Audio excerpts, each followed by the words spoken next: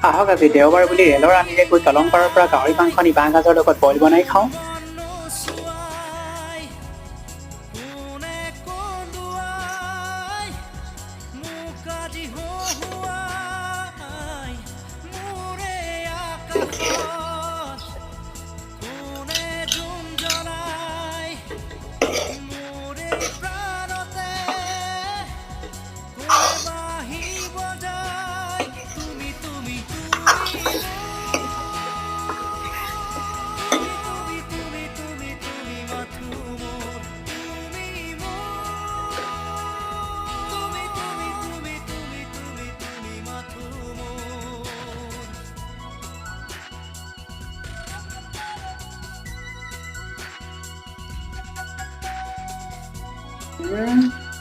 খেলা টিকা ঘুমাইলো নুঠে কি কোমল হৈছে লাৰিয়ে মজা লাগে।